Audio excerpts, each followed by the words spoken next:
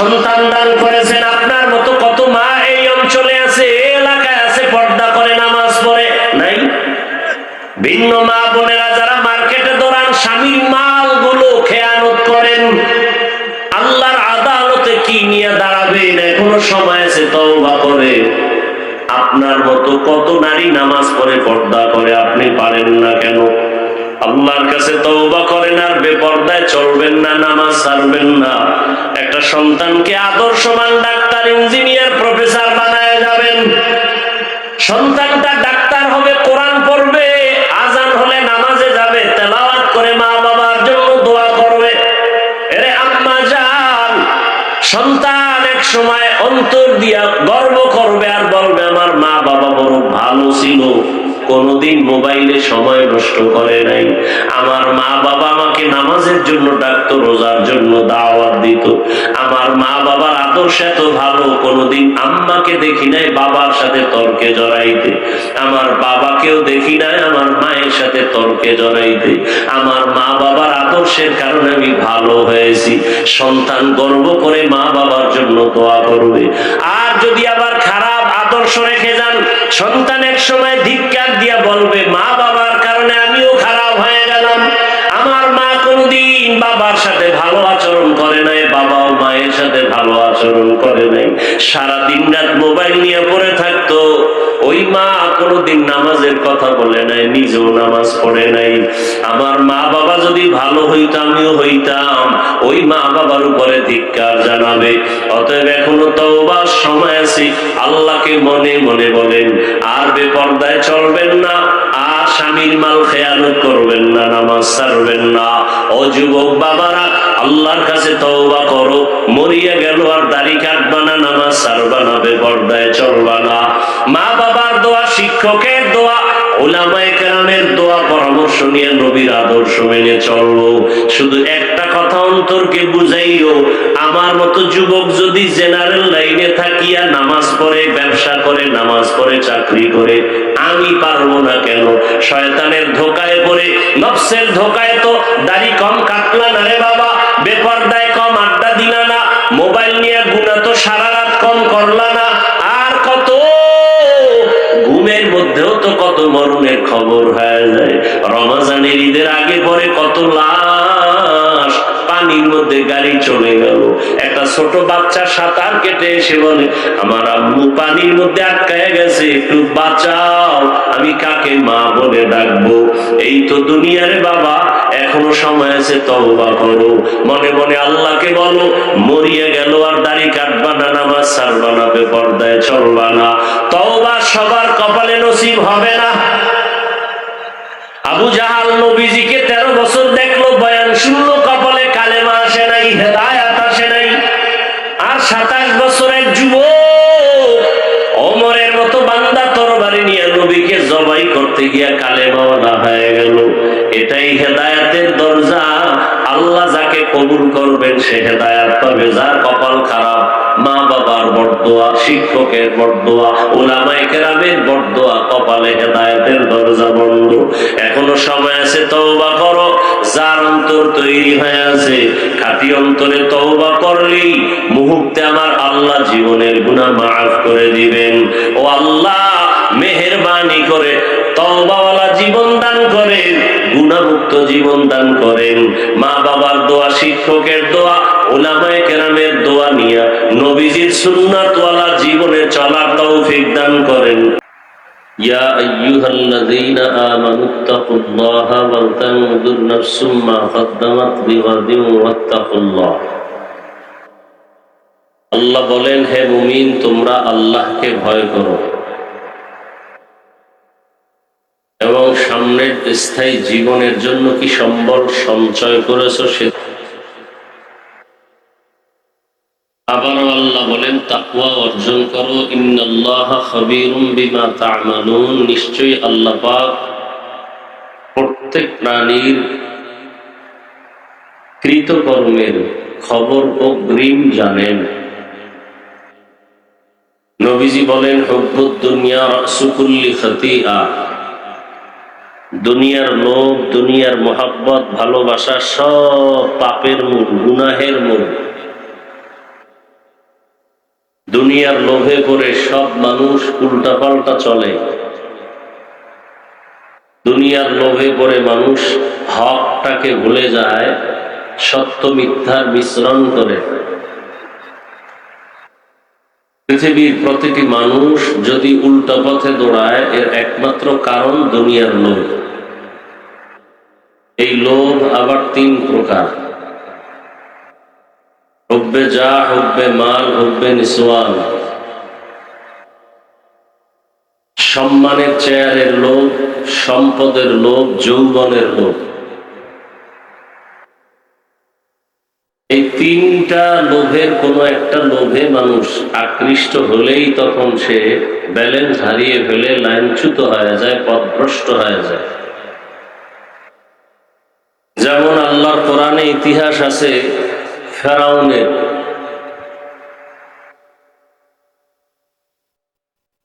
ক্ষমতার চেয়ারে বসে এক পর্যায়ে সে নিজেকে খোদা দাবি করে নাই, শুধু বড় খোদা দাবি করেছে। আনা রব্বুকুমুল আলা, আমি শুধুই রব না, সব থেকে বড় রব, বড় খোদা। কিসের লোভ? ক্ষমতার লোভ। মুসা নবীর যুগের এক লোভী কারুন যাকাত দিতে অস্বীকৃতি জানালো এবং মুসা নবীর বিরুদ্ধে চক্রান্ত করলো, যাকাত দিবে না। তো যাকাতের বয়ান করে কে? বলে মুসা নবী। বলে তার বিরুদ্ধে চক্রান্ত করো, সে যেন আর এই বয়ান করে উম্মতের কাছে দাঁড়াতে না পারে। দেখেন, এই যে অন্যায়গুলো নতুন কিছু না, পেছন থেকেই এভাবে আসে। অন্যায়কারী অন্যায় করে, এটা বলাও যায় না, বলতে গেলেও তার উপর চক্রান্ত আর ষড়যন্ত্র। এই ধারাবাহিকতা বর্তমান পর্যন্ত চলতেছে, ভবিষ্যতে আরো কঠিন হালাত হবে। অপরাধী অপরাধ করবে, কোনো দোষ নাই, বলনেওয়ালার উপরে হামলা আর মামলা। কারণ যাকাত দেয় না, এতে কোনো দোষ নাই। মুসা নবী যাকাতের বয়ান করে কেন? এজন্য তার বিরুদ্ধে চক্রান্ত করল। কিসের লোভ? সম্পদের লোভ।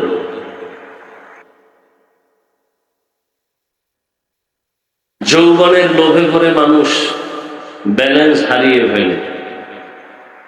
এমবিবিএস ডাক্তার তাসলিমা নাসরিন কোরআনের বিরুদ্ধে, ইসলামের বিরুদ্ধে, ওলামায়ে কেরামের বিরুদ্ধে বহুত বিষোদ্গার করলো, উল্টা পাল্টা মন্তব্য করে সমাজকে বিভ্রান্ত করলো। শেষ পর্যন্ত দেশেও থাকতে পারে নাই। একমাত্র তার যৌবনের চাহিদাকে পূরণ করার লোভেই সত্যটাকে মিথ্যা, মিথ্যাটাকে সত্যের সাথে মিশ্রণ করেছে। সকালে এক কথা, বিকেলে আর এক কথা যদি কোনো হুজুরও বলে, বুঝতে হবে তিন লোভের কোনো একটা লোভের আকৃষ্ট হয়ে সে উল্টা পথে চলছে। হয়তো ক্ষমতার চেয়ার পাওয়ার লোভে সঠিক কথাটা আর ভেতরে নাই, অথবা টাকার লোভে সত্য মিথ্যার মিশ্রণ ঘটায়, অথবা যৌবনের লোভ। আল্লাহ লোভ থেকে আমাদেরকে হেফাজত করে। লোভ, আমরা প্রবাদ শুনেছি, লোভে পাপ, পাপে মৃত্যু।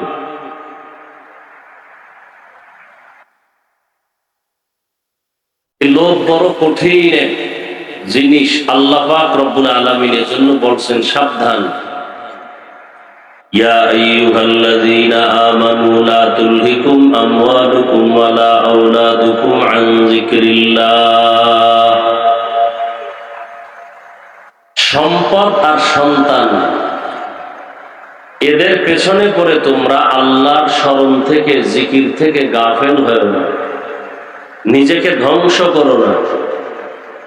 আল মালু ওয়াল বানুনা যিনাতুল হায়াতিদ দুনিয়া ওয়াল বাকিয়াতুস সালিহাত খায়রুন ইনদা রাব্বিকা সাওয়াবান ওয়া খায়রুন আমালা।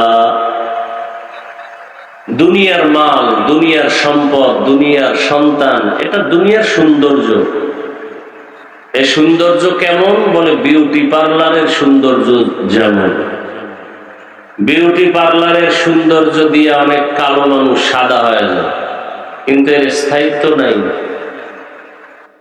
রৌদ্র পানি লাগলেই শেষ। ঠিক দুনিয়ার এই সম্পদ, সন্তান, দুনিয়ার সৌন্দর্য মাত্র। চোখ বন্ধ হয়ে গেলে ছেলেও নাই, মেয়েও নেই, সম্পদও নেই, সব খালি। কই আমার বাড়ি, কই গাড়ি, কই টাকা, কই ক্ষমতা, কই চেয়ার, কই সম্মান। এক পর্যায়ে দেখা যাবে যে আমিও আমার না।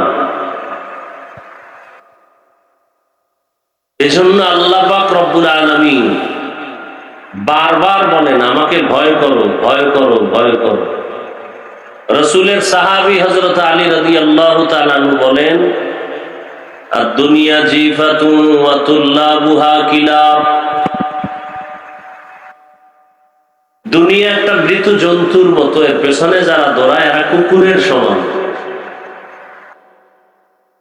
স্বাভাবিকত মৃত্যু জন্তুগুলো তিন শ্রেণীর প্রাণী ভক্ষণ করে। একটা মরা গরু পড়ে আছে, তিন শ্রেণীর প্রাণী এটাকে ভক্ষণ করে, কুকুর, শকুন, শিয়াল। মরা জন্তু এটা শিয়ালেও খায়, কুকুরেও খায়, শকুনেও খায়। হযরতে আলী দুনিয়ার পেছনে যারা দৌড়ায় এদেরকে কুকুরের সাথে তুলনা দিলেন, শিয়াল, শকুনের সাথে তুলনা দিলেন না কেন? হযরত আলীকে 7 বছর থেকে 12 বছরের মাঝখানে গিয়া রসুলের হাতে কালেমাওয়ালা হয়ে গেছেন।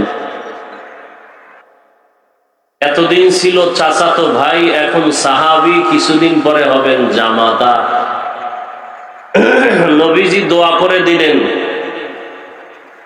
আনা দারুল হিকমাহ ওয়া আলীউন বাবুহা। আমি মুহাম্মদ ইলম ও হিকমতের ঘর, আর আলী হলো এই ইলম ও হিকমতের ঘরের দরওয়াজা। আল্লাহ পাক এত জ্ঞান তাকে দান করেছিলেন। শুকর আদায় করেন হযরত আলী। রাজিনা কিস মাতাল জাব্বার ফিনা লানা ইলমুন ওয়ালিল আ'দাই মালু ফাইন্নাল মা লা ইয়াফনি আন করিবিন ওয়া ইন্নাল ইলমা বাকিন লা ইয়াজালু। দুনিয়ায় সম্মানের জায়গায় বসতে হলে দুই পুঁজির একটা লাগে, হয়তো টাকা, না হয় শিক্ষাগত জ্ঞানের যোগ্যতা। হযরত আলী বলেন, হে দয়ার মালিক, সম্মানের জন্য তুমি আমাদের টাকা দাও নাই, ইলমে ওহী জ্ঞানের ভান্ডার দান করেছো, শুকর আদায় করি। টাকা পাই নাই, ইলম পেয়েছি, কোরআন ও হাদিসের ইলম। টাকা না পেয়ে খুশি কেন? বলে ইলম ওয়ালার ইলম আজ আছে, জীবনে ইলম বিদায় হবে না। আর মাল আজ আছে, কাল থাকবে না।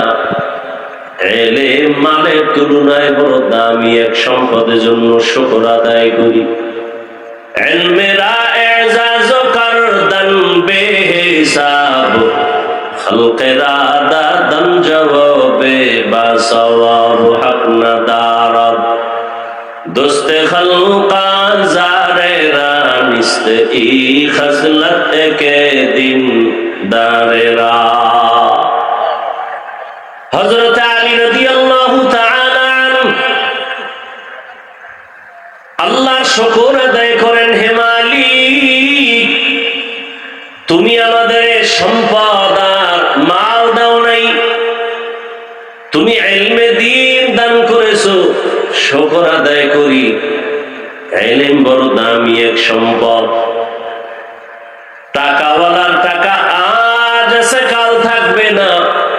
ইলম ওয়ালার ইলম সিনায় ডুববে, কখনো ইলম বিদায় হবে না। টাকাওয়ালার যত টাকা বাড়ে তত দুশমন বাড়ে।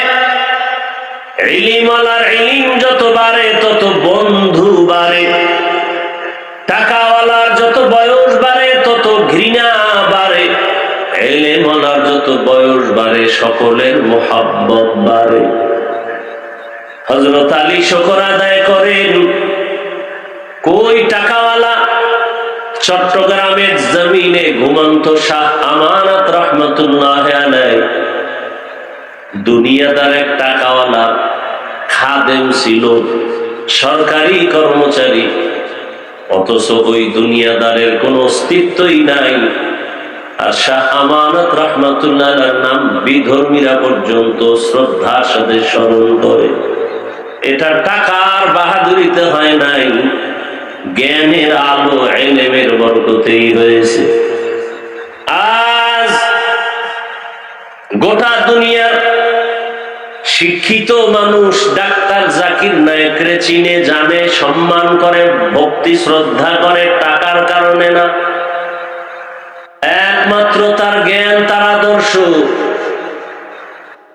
আরে আদর্শই বড় দামি এক সম্পদ।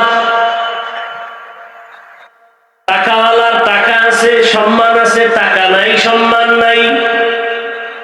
ক্ষমতাওয়ালার ক্ষমতা ছিল, সম্মান ছিল, ক্ষমতা নাই, সম্মানও নাই। আর আমাদের আল্লাহ ইলমে দ্বীন দান করেছেন।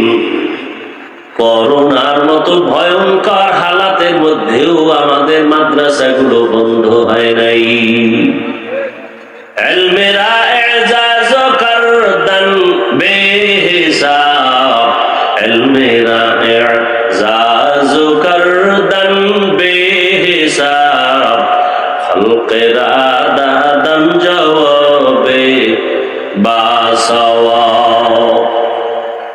আমরা আগেও যেমন ছিলাম এখনো আছি। আর আমরা বলতে যারা একেবারে কওমি অঙ্গনের, আমরা তো আরো মানুষের নজরে একটু একটা পাশে আমরা বসে আছি। কারণ এখানে পড়লে সরকারি সার্টিফিকেট নাই, চাকরি নাই, কত অজুহাত আমাদের উপরে, কত অভিযোগ। কওমিতে পড়লে চাকরি পাওয়া যায় না, কত কথা।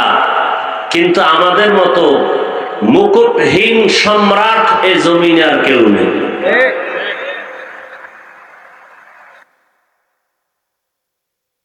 একমাত্র ইলমের বরকত। মহামারী করোনা, স্কুল কলেজ বন্ধ, সব বন্ধ হয়ে গেল, আলিয়া মাদ্রাসাও বন্ধ।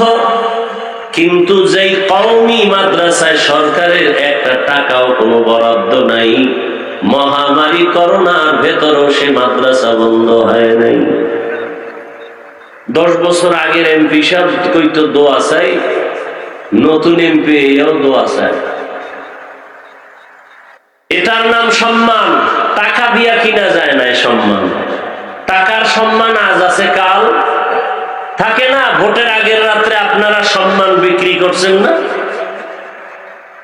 কথা হয় না। ওই ভোটের আগের রাত্রে পায়খানা খাইছেন না? প্রার্থীর থেকে নিজের ইজ্জত বিক্রি করে এখন মাইয়া দেখেন হিজরত করে, বউ হিজরত করে। বিষয় কি? বলে যে কিনে নিছি না ভোটের আগের রাত্রে, চিল্লানির কোনো দরকার নাই। টাকায় সম্মান বিক্রি করে ফেলেছেন, সম্মান শেষ। আর আমাদের সম্মান টাকায় কিনি নেয়। রসুলের সুন্নত দিয়ে সম্মান নিয়েছে। সুন্নত আছে, সম্মানও আছে। আগের এমপিরাও দোয়া চাইতো, এখনো কি চায়? দোয়া চায়। চোখের দিকে তাকায় কথা বলার সাহস কোনো মাস্তানের নাই। এ সম্মান কে দিছেন?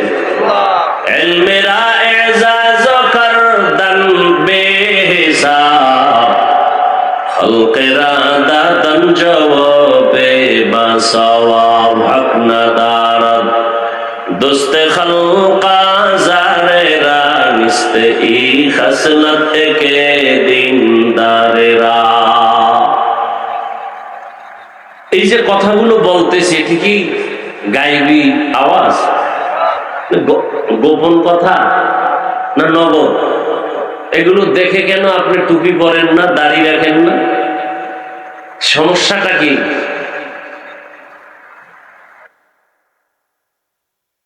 আখিরাতের চিন্তা নাই, মরণের ভয় নাই। এ কারণে আপনি মুসলমান, আমিও মুসলমান। আপনার আমার আল্লাহ এক, নবী এক, কোরআন এক, কাবা এক, ধর্ম এক, কালেমা এক। অথচ আমি টুপি খুলতে লজ্জা পাই, আপনি টুপি দিতে লজ্জা পান। আমি নামাজ না পড়লে লজ্জা, আপনি নামাজ পড়তে গেলে লজ্জা। আমি দাড়ি না রাখলে লজ্জা, আপনি দাড়ি রাখতে গেলে লজ্জা। আবার কোন নেফাকি অন্তরওয়ালা পণ্ডিত কয় দাড়ি না রাখলে অসুবিধা কি? দাড়ির মধ্যেই কি ইসলাম? টুপির মধ্যেই কি ইসলাম? পোশাকের ভেতরে কি ইসলাম? পর্দার ভেতরে কি ইসলাম? প্রশ্ন করার মানে কি? পর্দার মধ্যে ইসলাম সীমাবদ্ধ না, টুপির মধ্যে না। তাহলে টুপিতে ইসলাম নাই, দাড়িতে নাই, পাগড়িতে নাই, পোশাকে নাই। তো ইসলাম কই? পাকিস্তান, ইন্ডিয়ায় ইসলাম কোথায়? দাড়ির মধ্যে যদি ইসলাম না থাকে তো ইসলাম কোথায়? আল্লাহ হেদায়েত দান করুন।